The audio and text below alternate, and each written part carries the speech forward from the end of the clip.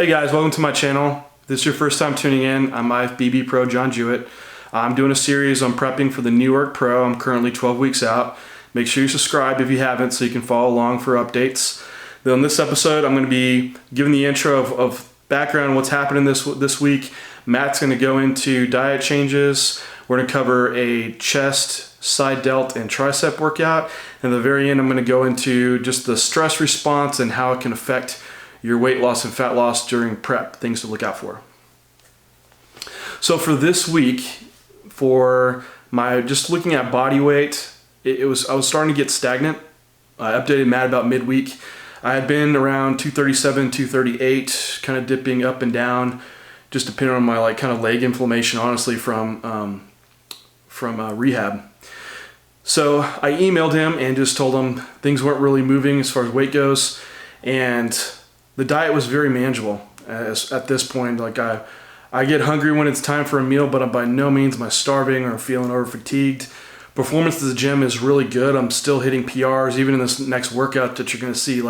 I'm still increasing reps and weight, and strength is improving. It's a fight, but I'm able to do it. And so I let him take all that into consideration, and he's gonna address things about why he's mainly going to be focused on changing diet and not cardio. And part of that is going to be due to my quad injury, which, just to give you an update on that, is going extremely well. So I think I've had, I think I'm had my 5th session at NewFit in Austin, which, just to give a quick explanation, it's electrical muscle stimulation using a DC current to lengthen muscle fibers, so it helps heal you a lot faster. What I was able to actually do this week is start getting back into contraction work and putting more tension in that muscle and starting to really strengthen it. And it actually feels so much harder. I have a better connection with it now, and just even posing, I can really feel it. So that's going very, very well. I should be, I think I want to implement this throughout prep for training, but also just getting back to my normal quad work is going to be probably this week or even next week. So that's really good. I'll let you go. I want to talk about the injury, and also just post up about it. I think some people might not show this stuff, but it's important, and it's, I want to show it and show that I can overcome it too. It's kind of a challenge for me. It's definitely a very unique prep in that sense, but I just want to motivate you guys in case you do get injury. You can do it, and it's not over for you, in bodybuilding, because aesthetically right now it doesn't look that great, and I'm wondering how it's going to be on stage. Training wise and everything, it's not a limitation. Size wise, I don't think it's going to limit me, but it just doesn't have the quite look. So you can, I'll post up right now. Take a look. These are my posing video from this morning, and this was right at I was 236.2. And you can see my front pose. It's the definition's quite isn't there, in my upper quad sweep. All the other poses, it really doesn't limit me. Even my side chest, you don't really see it. So I don't, at this point, I'm not sure what the impact will be as I get leaner, but I think continue to work with NewFit and helping rebuild those areas, and just the healing process. It hasn't been that long. It's only been a week and a half. So that's kind of where I'm at for the week. So I sent that to Matt, so I'm going to let him take it over, and he can give you those diet changes and updates as far as on his end, and then we'll get into the chest workout. What's up, guys? This is the 12-week out update. John is progressing very, very well at this point. And what I want to talk about this week is within my coaching changes, one of the things that's different for this prep for me, and probably more so than any other prep, or most of the preps that I've done in the past, is John's weight relative to where we need to get. And basically, when I saw his pictures this week, I was like, man, he looks great. I was very, very happy with the cosmetic changes that he's made. The body comp changes the last 4 weeks have been tremendous. But at the same time, in most preps, I would view that and judge that and just keep the plan as is. But again, we have a weight to make. So I wanted to make sure it's my job to make sure that we get there. If it was just based off of the way that he looked, I wouldn't have changed a thing this week, but we need to start coming down more. So I started to really pick things up more this week. Kept his cardio the same. for two reasons. One, because I wanted to just manipulate food more, and two, due to the fact that John has his rectus femoris issue going on right now that he's had a tear in. I don't want to cause more inflammation there, so we just left the cardio the same, but I did make changes to his diet. Basically, his carbs are at 230 grams now, so he's got 4 carb meals at 50 grams a piece. I'm sorry, 40 grams a piece. Wait, I said that wrong. I'm sorry. He has 4 carb meals at 40 grams a piece, which is going to be 160 grams of carbs, and then he has another 30 grams of carbs during training. So he's right about 190, and that's not including greens. And then he's got 2 carb-free meals after training as well. So, definitely starting to pick things up there, and we will see what these changes yield. But like I said, this prep is, I like to always take the scale as a secondary variable to factor in. But this prep, it's got to be more on the forefront of what we're doing and the changes that we're making. So that'll be something that we'll just continue to look at and see, because it's not just about the way that he looks. He's got to make that weight, and that's important that we get there. And I also want to make sure that we get there, not by the skin of our teeth, so to speak. I want to make sure that he's there for a few days, ideally, and because the longer that he's there at that weight, the better he's going to look at that weight, versus just coming down. If we screech right in, it's going to be a more depleted look, versus if his body actually starts to get used to that weight a little bit more, he'll be able to harden out a little bit more. So that's something else that I've been considering too. I don't want to basically make 212 the day before the show for the first time. I want to get there and just hang out there for a few days to kind of let his body soak into that weight, and then we'll go from there. So that's this week in a nutshell.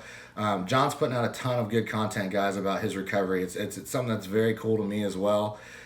He's working very, very hard, and I'm proud of him for what he's doing, because his recovery, I would say, is probably more intense right now than his training, due to the fact that it has to be. They're making him work at like max capacity all the time, and he's putting a lot of good content on his Instagram, so make sure you follow that as well. All right, here at the Muscle Factory Day, we're doing my chest, side delt, and tricep workout. This is my day 1 workout A of the week for chest, so I have 2 chest days. So it's my heavier workout. 2 weeks ago, I did this same workout, but this time it's going to be with all different movements. So we're going to start with an incline pressing movement and then move forward from there. Incline Smith machine press. I just like starting with incline movement because upper chest usually is lagging for most people. I've just been doing Smith machine presses and not anything free weight. For one, a safety thing, because I'm usually training in here by myself, but also I don't feel like I have to worry about the control aspect as much as I do with the free barbell. I tend to press back towards my ears when I'm using it. With this one, I can just really focus on trying to squeeze the bar together and use a lot of chest. Setup wise, I had the bar coming down to about mid-pec area. It's not quite down to the nipple, but about mid-pec. So I'm still able to cock my elbows in slightly and not keep my elbow at 90 degrees with my body, which would just kind of leave the shoulder more vulnerable that way. On this one, it's still, controlled eccentric and explosive concentric. On this one, I'm working up to 2 rest pause sets. I get a lot of questions on these rest pause sets. It's basically a way to extend your straight set. So if you've mastered using straight sets, going to failure, it's the next step after that, taking like a 20-second rest and going to failure again. So if you're like a new lifter, it's not something to be doing, but if you've been doing this for a while, it's a good way to increase the intensity of your sets and get more work in. So for this one, I'll just do 1 rest pause set and then another one, but only doing 2 sets within that. So I'll go to failure, rest, go to failure, and then that 1 set will be over. So I've done 3 warm-up sets. I'm gonna go into my first work set. So this will be the actual rest pause set. 3 plates and a 10 on each side. Last time I did this for 9 reps. The rest of 20 seconds, and I got 3 reps after that. So I'm gonna try to beat that today and see how it goes. So that work set, I hit 10 reps, and I got 3 reps. So I beat for my total reps, last time was 12, so I hit 13 this time. So that's definitely an improvement. Went for that 4th one, didn't get it, but that's okay. Just gotta keep trying and attempting every time. So now I back off weight about 20%. So This is 2 45s and a 35 on each side. Last time was 13 reps and then a 3 reps on the second rest pause part. So try to beat that now. So that was my final set. I hit 17 reps total. Last time I hit 16. So just chipping away, 1 rep at a time. Set up on all these chest movements, it's important to definitely keep your shoulder blades back, squeezed down. So moving your scapulas down, back and down. You're trying to aim to bring the chest attachment point to the insertion point as close as possible. So that where the chest attaches here and attaches here, I want those points to be short as possible to get a full contraction. So with that scapula pulled back, you're shortening that movement and getting the full range of motion out of your chest. The second you bring your shoulder forward, that point widens up and you lose part of the range of motion, your shoulders start taking over. So that's why it's important to keep those shoulders really glued back into the bench and keep a good stable base. But all right, let's move on. I'm gonna do a flat machine press next. So in this flat machine press, it's a pretty fixed position, but the movement pattern's really nice if you get a good setup. Range of motions, you could probably go a little deeper, but it's just a limitation to the machine. But I do like the way it feels and squeezes at the top. So this is my second compound movement that I'm really trying to just be progressive on and milk and get everything out of. So I'll hit 2 warm-up sets and then jump to my work set next. For these warm-ups, generally you don't want to be getting overly fatigued while you're warming up. I would say, you want to try to get a slight pump blood in the muscle. That should be feeling. And then from there, it's just moving up in weight to get your nervous system ready and get used to feeling that load. So say I do a set of 10, my next warm up might be 5 reps and then another 5 reps for another weight.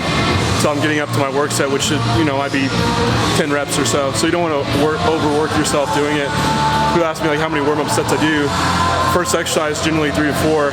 After that it's 1 to 2 warm-ups, and it's more so I'm already warm, but it's just getting used to the new movement pattern. Alright, so going into my first work set. Last time I worked with 3 plates and a quarter each side, hit around 9 reps. So this is feeling really good today, so I'm gonna go up to 4 plates and see what I can get with that.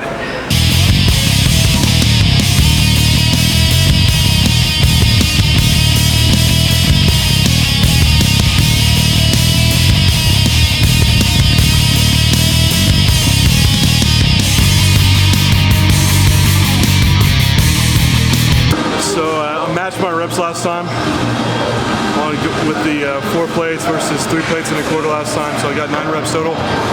Gonna do 1 more set with this. I back down the weight, back to 3 plates and a quarter, trying to stay within that 8 to 12 rep range. That's kind of your money range for hypertrophy and on my loading day. On my other day I'll do higher reps, but I'm trying to stay within that range, so that's why I dropped weight on this second set to do so.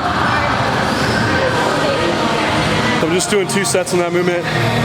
So last time, that second set, I did 3 plates and a quarter for 7 reps. This time I did 8 reps. So I'm definitely slowly progressing throughout this whole workout, which is really good. I have been going through my other chest work movements, but my thought process is kind of changing and wanting to stick with hitting still all my compounds first. So I'll hit my big shoulder compound movement and then go back to chest, doing more isolation stuff. Trying to milk everything out of these first 3 exercises. So I'm gonna go to a pin-loaded shoulder press machine.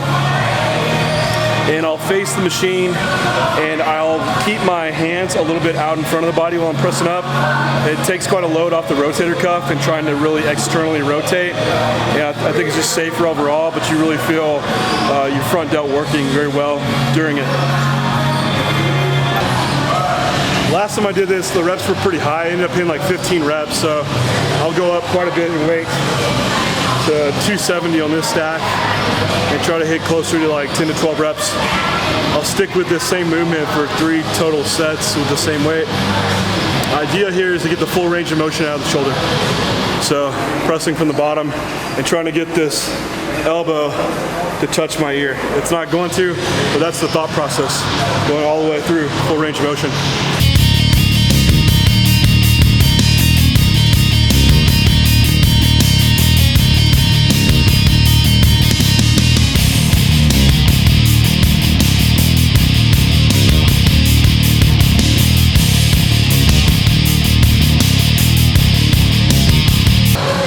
at 270, hit 11 reps. We'll just keep working there. The reps are gonna drop down throughout the subsequent sets, but just do 2 more.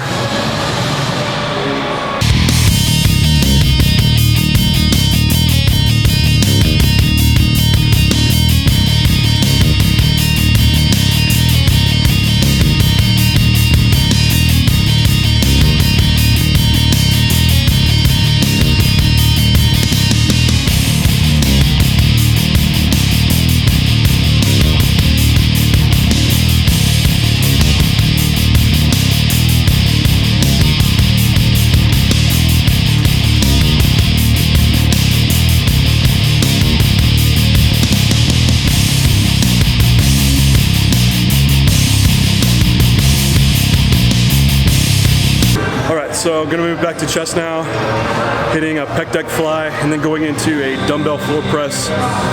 It's gonna be a cluster set, so I'm gonna take a minute break after each exercise. It'll be back and forth like a superset. I picked these exercises because the fly kind of pre-fatigues the chest, but I still get the most out of it, giving a 1 minute rest period between the sets. And I can go into a dumbbell press, which also, it does limit the range of motion of your chest, but I do feel like it's a great, more of a finishing exercise. And it can really exhaust the shortening portion of the chest. So if we're moving from, just the halfway point to here, along with the fly, which puts a lot of tension from mid-range to the shortening position too. So that's kind of the thought process behind there. Do 3 rounds here, trying to hit 12 reps on the first set, and then they can drop as I go. Set up on the flies. At least on the pec deck, I lean forward so I don't keep my chest on the pad, but I feel like it helps me to keep my shoulder blades retracted and also down. So I gotta keep more chest into it and go through a better range of motion, not let any shoulder come into play. My final round of this cluster set for these dumbbell floor presses. Setting up, for me, I've gotten a habit of just being able to keep one on my side and one inside my lap, and I use the dumbbell that's inside, I use that leg as a pivot point to get it up easier rather than trying to curl them up.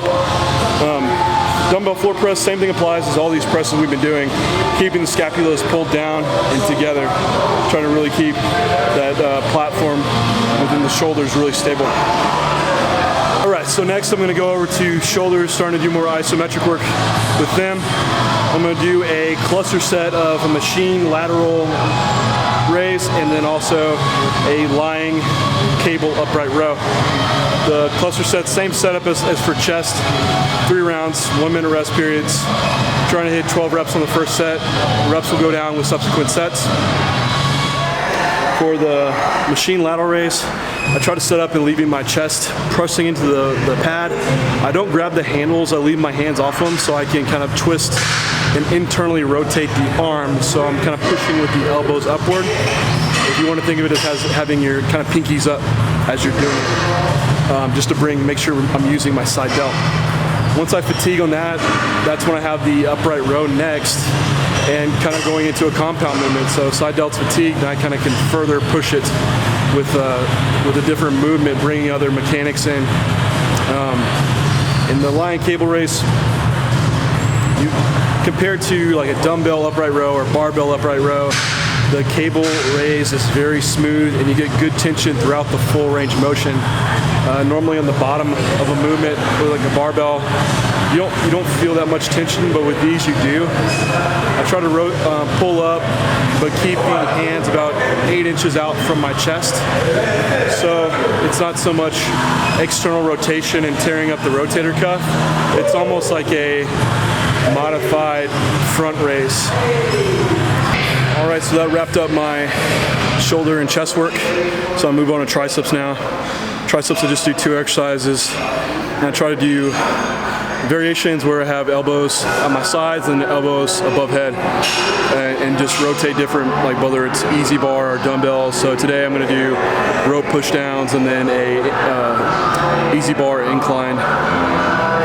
So today I'm gonna do rope push downs and skull crushers on an incline bench with an easy bar. On on these row push downs, part of the tricep function, one of the heads attaches to the scapula, so it does function to extend the shoulder backwards. So you really want to make sure that, for one, your elbows are locked in position by your sides. At the very bottom of the movement, you really try to pull those ropes into the body, get a full tricep contraction.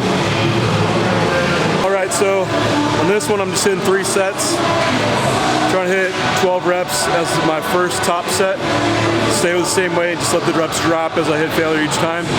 Going on to skull crushers. So I like doing them on an incline bench opposed to a flat bench because it makes the greater angle between your elbow and your body. So in other words, this stretches your tricep more, give more range of motion. I also think it just feels better in my elbow. So I'll go over there, I'll do 3 sets. I'll do 1 heavy set, and then I'm going to lighten the load each time and try to hit higher reps. So it might be something like 8 reps, 12 reps, and 15 reps. My mobility sucks on these, so ideally I would recommend try to keep your elbows cocked in more and try to get a better angle for the wrist. That's what's uncomfortable doing these. But still, these tricep movements, try to keep your elbow positioned in one spot and don't let it move back and forth because you're just bringing some back into it. All right, that's it, guys. That's a wrap. All right, so that was my chest side delta tricep workout. I hope you enjoyed that. The link the full workout is down below in the description, so you can check that out. I forgot to mention earlier in the video that I also am going to post my full diet down in the description so you can see exactly everything I'm eating, and I'll try to keep that updated as Matt makes the changes so you can see along as we go. So one topic I wanted to address before I let y'all go is stress and cortisol and how it can affect your progress and monitoring progress along the way, and it can get really frustrating. And one thing that's really interesting is a study, the Minnesota starvation experiment, which later got published into this long book. But basically they took 36 volunteers and had them on like a 12-week maintenance diet doing heavy labor. They were like around 3,200 calories. Then they go into a semi-starvation mode diet of 1,500 calories. So they drastically reduce their diet, and the purpose is to get them into this to lose their 25% of their body weight. So get them down and pretty much starve them down and monitor hormone responses and metabolic changes during this process. Then afterwards, there's a 20-week metabolic rebuilding phase, basically. And so they put these people on these diets. You see fat loss go down this linear fashion, then it starts to kind of plateau, and then there's some moments when all of a sudden they have this drop, and then it plateaus again in this drop. And what was happening is during that time they might have like a big meal that day that was allowed, and you see this rapid weight loss overnight. And there's reports of like frequent urinating and etc. overnight. So what this is they're getting so overtrained and on such a low caloric deficit that they have extremely high cortisol levels, which is causing water retention. And also, they're still losing body fat, but they're holding water in its place. And then when you have this large increase, it suppresses cortisol, increases leptin, and you have a drop in water. That's just the same idea that you see like after you go have a big cheat meal or refeed. Sometimes you're like, man, how did I wake up lighter? And it's the exact same thing. Sometimes you're losing body fat, and that fat you're burning the fatty acids, but the glycerol stays in place and attracts water. So you might feel like you're around your abdomen or even lower back area and feeling the fat. It feels different than the other fat. It might feel kind of squishy versus feeling a little bit harder. And you can tell it's getting watery, and that might be time when to implement a cheat meal or to address stress, okay? And that can blur your results. So if you're not seeing the scale move and getting frustrated, and you push harder and you just increase stress more, and then you continue to not get results. So what are stressors to really look for and evaluate with someone, and especially with clients? I want to be asking, how are you sleeping? Are you getting into deep quality sleep, or are you waking up frequently throughout the night? Are you feeling very fatigued throughout the day? Are you feeling like you can fall asleep frequently? Those could be signs of overtraining. Or person might just have a high anxiety, which is going to be another stressor and kind of prevent their mind from relaxing and getting that sleep at nighttime. Resting heart rate and blood pressure are good things to look at. Of course, you do need a good baseline to know if that's something constantly elevated. If it is, you're constantly pumping out adrenaline and keeping all these systems functioning high, and heart rate high and blood pressure high. Also, you should look at, is appetite decreasing? So you're on a diet, then all of a sudden your appetite's dropped down. That's another sign of, stress might be too high, you might be overtraining. Performance in the gym, you could have decreases in strength, and that could be dropping off. So those are some indicators. So you need to ask yourself and also clients that you're working about their lifestyle and how stressful it is, and if they are feeling like they're not getting sleep really related to it. And all those things can cause those cortisols to rise. It doesn't just have to be a weight training stress or excessive cardio. It could be from mentally as well. So all the stress factors add up together. And so what do you do? So if you're noticing this is your result, you could back off training volume. You could just take a few rest days. You could try to do refeed days and then go back to a little bit higher calories. And those are some options that you could have. I just peaked a guy for a show, and a very similar situation that I see in a lot of clients is the last week people, if you want to say, like, speed up, and you just see weight start flying off of them. And it's for a few reasons, but you'll see them get really, really drier every single day. It looks like they're losing more and more water, and as you're backing off cardio, right, you're decreasing energy expenditure, and you're increasing carbohydrates, increasing calories, and their weight's dropping more and more and more. And every from the night weight to the morning weight is greater every single day. So they're losing more and more water every day, and basically you're just suppressing cortisol down a lot. And there's also changes with leptin, and you're probably increasing thyroid function possibly, and a few other hormones. So that's what happens post-show. And usually right after the show, you're at a new baseline. So you can't go back to your pre-show diet because you would just drastically lose weight on it. So you could start with a higher baseline diet and probably still lose weight that way. But say you're not doing a show, it's a great example of what you could do if you're just doing a diet. Take a few days to just eat high carbohydrate and decrease your energy expenditure, and then go back to your diet and keep leaning down. So just a topic I want to address. Didn't want to get too long-winded on it, but something to evaluate that can be kind of complex and get people really, really frustrated when you're not dropping, when you're focusing on just dropping weight and not looking at if you're truly losing body fat or not. But that's it for this week, guys. Next week, we'll be 11 weeks out. Leave any questions for me or Matt in the descriptions below, and I'll see you guys next week.